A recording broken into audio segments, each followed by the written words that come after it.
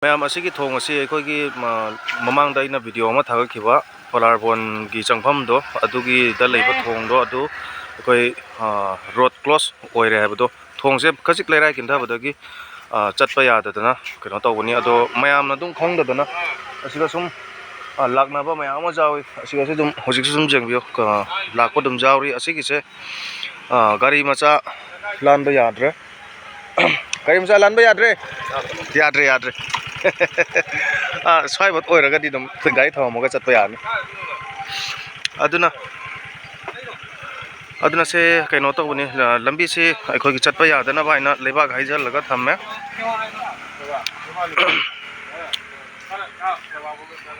सिने road close हाइना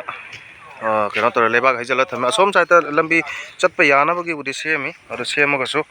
खरादि वाटखिनी अखोगी वासिंगसिना अखोगी लेराइ दु किंथादनबगी मोंगदा semi लेराइ ngai हाइतारे इसिंग पन ngak pai tare adugi view do ai myam da uchar ke uji ising budi khara kangdara ga so amukam chawkholakani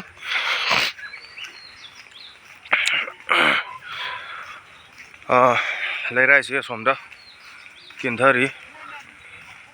sumjeng view myam sigagi ai adum uchar ke lerai se khar kadum kinthai asomda wana tawraga lerai kinthari base kintha dana ba pan ngai dumulak ke ma'am असे थोंग से मयाई the काइबदगी दुम नौना सागत हाइदि मयाई से तुम repairing तौबा हाइतारे सिन मयाई the पूरा होरे से रिपेयरिंग तौवे हुजे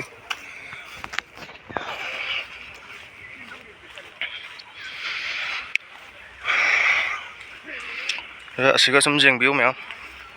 थोंग से सोमदा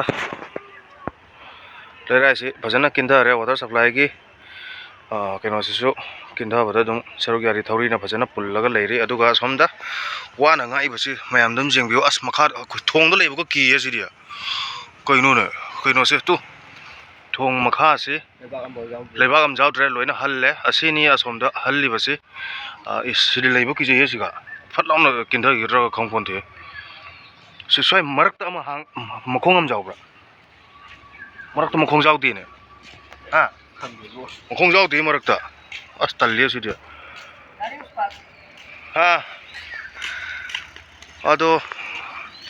मयाम दसु हाइजरी मसे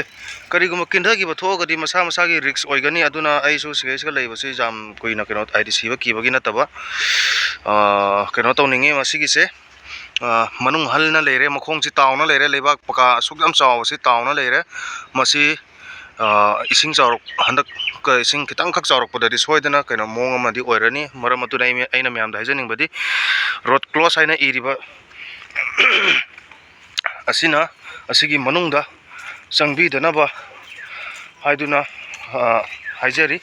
असिसु बिकार जाम थिरमे असिदिया बिकार जाम थिरे मा पुंगलोइ लोरे ने कइनो ने nga mo keno dune मखोंग लोइ ता होय मखोंग नि पुरा तारिजे असे बेरा कारे मसे मयाम दा इना हाइजनिंगबदि असिगी थोंगसिगा अखोइगी चटपीदनबगी दमक हाइजरी अखोइगी किंथाबा तारगदि मसिगा सीबनाबा थोगदि इसागी रिक्स ओइगनी अदुना चटपीदनबगी दमक हाइजरी हाइरिबा इसु दुम चटलिमिको अदो एक्चुअली दि अस लाइफ ओइ थारम गदम नि दोइ तारगदि सिगा नानथानगा कइनो तौरगसु हे मा स्वाइ तौग्रे हैना असिनि से कीबु किजि हे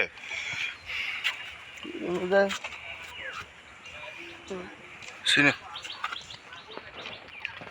पुंगलोइ लोरा जाद्रा असे वाना दि सोमदा ngai कनो तौनबा